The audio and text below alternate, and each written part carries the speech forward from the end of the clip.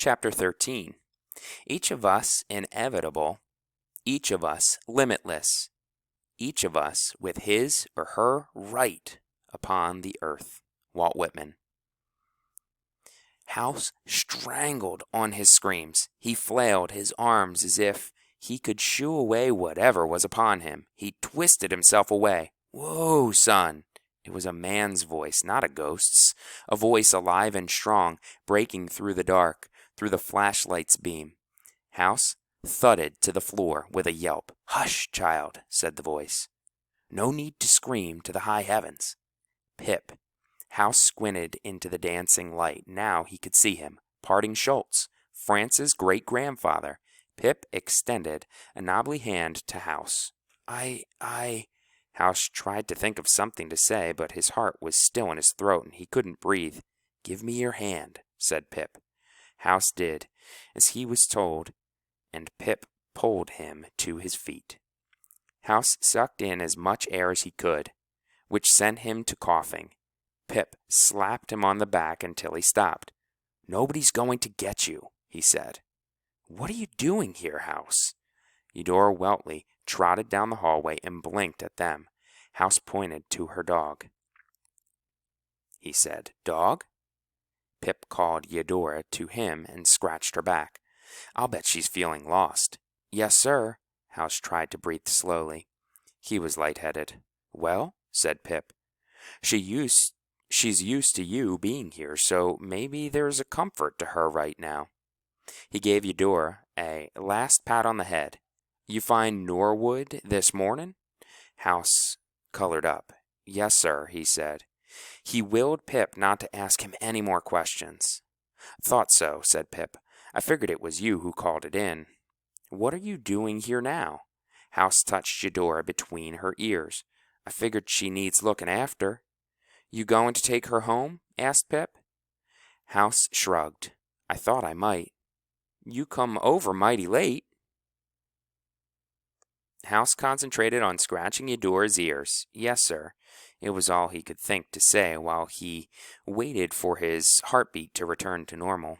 Pip persisted, as if he were asking test questions. "Where did you find her?" "Under the honeysuckle bush," said House. "But you're in the house." "Well," Pip nodded. He seemed satisfied. He didn't ask for more, but House did. He asked before he even let himself think about it. "You're in the house too, Mr. Pip." "Yes, I am," said Pip. He didn't offer an explanation. House searched for something to say as Pip stared at him. "You've got real cold hands," he finally said. "I'm old," said Pip. "I don't have much heart left in me." "You don't?" "Folks get old, and they don't move as much as they used to," said Pip. He hiked up his pants by the belt. "Don't be so shocked. You've seen me here with Norwood when you've come." "Yes, sir," said House. "You brought supper?" "Yes, sometimes I did. That's a fact," said Pip, "but that's not all of it." House shoved his hands into his pockets. His note was hot, like it was on fire for House to hurry up and do something about it. And here was Pip, about to send him home. Pip gazed at House thoughtfully, like he was making up his mind about something. Then he gestured to a plate across the hall. "Look here, I'll show you something you haven't seen." Pip played his flashlight over the walls. Every inch was covered with framed black and white photographs. Faces floated into the yellow cone of light and faded away like ghosts. "Do you know who these folks are?" Pip asked. House shook his head no. "Right here," said Pip, pointing to a young black boy wearing a baseball uniform several sizes too large for him. Aurora Angels was sewn onto the jersey in a beautiful sky blue script. It could have spelled out Los Angeles Dodgers, as beautifully made as the uniform was. "This is me," said Pip. House squinted as Pip steadied the light. "Don't you wonder about it?" Pip asked. House nodded. He couldn't take his eyes off the uniform. "We had a little league team?" "Somebody did," said Pip, "but there wasn't no we about it." "You're wearing a uniform," said House. "It wasn't mine." "Whose was it?" "Good question. It was a long time ago, Pip settled into the story. I was 12, like you are today. I was the best home run hitter in 3 counties, and I couldn't play baseball with the Aurora County boys. Pip leaned towards House. I wasn't allowed. House could feel Pip's breath on him like a scratchy wool blanket. Why not? Pip sniffed. I wasn't allowed to play because of the color of my skin, he said in a flat voice. Just like old Satchel Paige, best player who ever lived, wasn't allowed to play in the major leagues, had to stay in the Negro leagues nearly his whole career. I couldn't play with the white boys. House blinked into Pip's stare. Really? Really?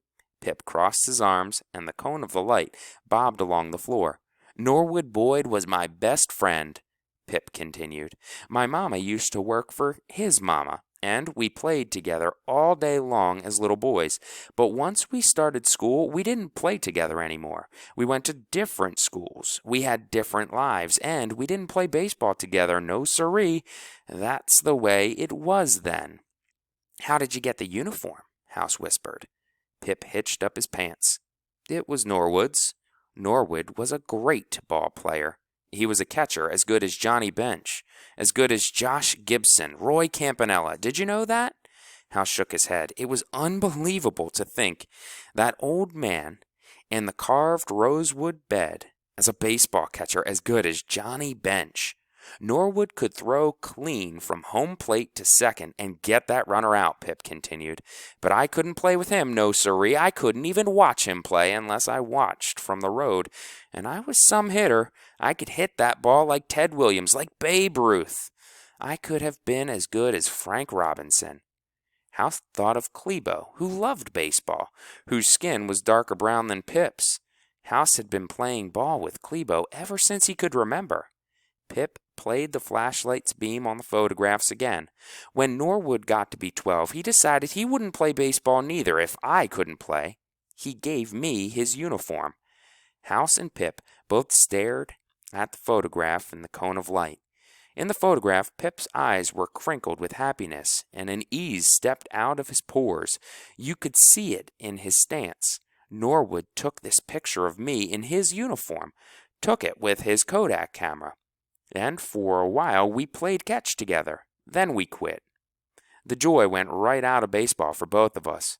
I don't know to this day who I felt worse about, me, who couldn't play ball at all, or Norwood, who refused to play. It didn't make sense. Pip leaned close to House to make his last point. Norwood Boyd never again played for a ball team. And you know something? Pip clapped his hands on House's shoulder. Norwood was a young boy then. He was full of the fire of living, like all young folks are, like you are. What would lead a young boy to make a decision like that, to abandon something he loved so much, to stand up for someone else? I don't know. House's voice was a whisper. Maybe he stood up for himself, said Pip. Think about it. Maybe he stood up for all of us. Look here. Pip illuminated photograph after dusty photograph with a flashlight, and House took them all in for the first time. Here was young Norwood Boyd, older Norwood Boyd with Parting Schultz, Norwood Boyd with people House didn't know. So many people. And when he grew up, joined the Merchant Marine, said Pip, just look at everywhere he traveled, at everything he did. Then he ended up in this house alone these past many years, for reasons of his own. And that was when Pip surprised House. I loved Norwood Boyd for that one act of friendship. Why did you love him?